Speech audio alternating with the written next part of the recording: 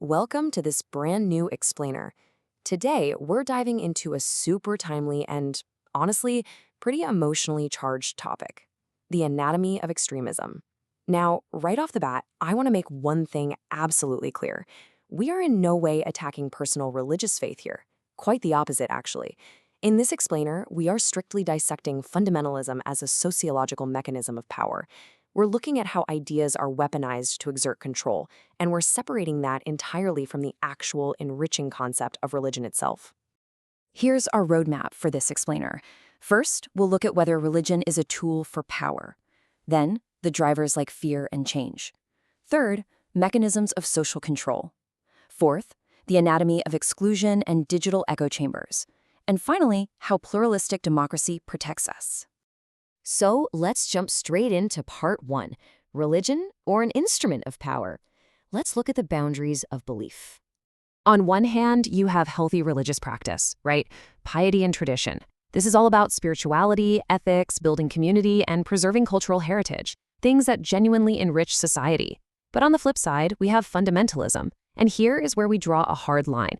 Fundamentalism literally starts the moment coercion and the exclusion of others begin.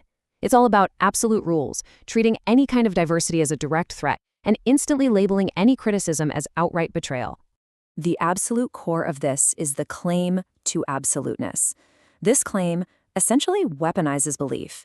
It takes religion, which is usually this living, breathing tradition full of debate and history, and turns it into a completely closed system. There is zero room for ambiguity here, and even the slightest hint of doubt is criminalized. It stops being a personal truth and becomes a rigid yardstick that everyone else is forced to measure up to. So, what does this all mean? It brings us to a really crucial question. At what point does personal religious conviction mutate into a political power strategy? To figure that out, we have to understand why everyday, normal people are drawn to these strict systems in the first place. What's the appeal? That brings us to part two: the drivers, fear and change, and the psychology behind that fear. We literally see the causes of this modernization pressure every single day. Did you know that human brains actually crave simple patterns when things get too complex? And right now, we are dealing with rapid globalization, extreme economic inequality, an absolute flood of digital disinformation, rapidly shifting gender roles, and the breakdown of traditional institutions we used to trust. All these rapid changes create this overwhelming, crushing pressure on the individual. And that pressure breeds a desperate craving for simple, black and white answers in a really messy world. And that leads us straight to the politics of nostalgia. Fundamentalist movements are incredibly good at exploiting these modern anxieties. They take complex, structural issues like unemployment or inequality and turn them into moral failings. They'll say something like, "Things are bad because we've strayed from the true path." And their ultimate cure: a promise to return to this idealized, pure past where order and obedience supposedly ruled. They are basically offering strict boundaries as a comforting safety net. Moving on to part three: the tools of social control. How do these mechanisms of authority actually work? Well, how do they maintain this control? First, through exclusive interpretation. Only a tiny, select group of leaders are even allowed to decide what's right or wrong. Then, you add constant moral surveillance of everyday behavior by the group itself. If you step out of line, you immediately feel the crushing weight of their sanctions, whether that's intense public shaming, existential threats, or total social exclusion. In this way, the system completely replaces an individual's personal conscience with collective group surveillance. In everyday life, this shows up massively in body politics. Regulating family structures, sexuality, and even clothing is the most direct, daily tool for enforcing this overarching social order.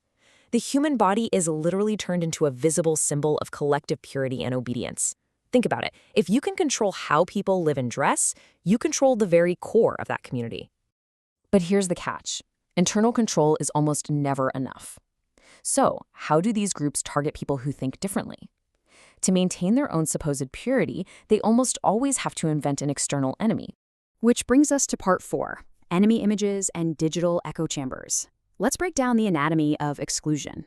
An enemy image isn't just harsh criticism, it's a massive oversimplification that paints an entire outside group as inherently dangerous, corrupt, or just plain inferior. Sociologically speaking, this is a tactic called othering, and it completely blocks the group from criticizing itself. Most dangerously, it replaces factual debate with extreme moral devaluation, which is then used to justify extreme, sometimes even violent actions against outsiders. Now let's look at our own social media feeds, because this three-step process of digital radicalization is happening every single day. Step 1. Algorithms heavily reward outrage and fear. Statistically, anger generates way more engagement than neutral facts. Step 2. This creates massive digital echo chambers where users are totally isolated from any dissenting views. Facts that don't fit the narrative just vanish. Step 3. Charismatic online influencers step in, forming direct, unfiltered bonds and replacing traditional local authorities. Without meaning to, the internet acts as the absolute perfect incubator for emotional radicalization. The political climax of all this is incredibly dangerous. When religious and national identities fuse together, faith gets hijacked purely as a political mobilization resource. Suddenly, an election or a new law isn't just a democratic process anymore, it's framed as an apocalyptic battle between divine good and absolute evil.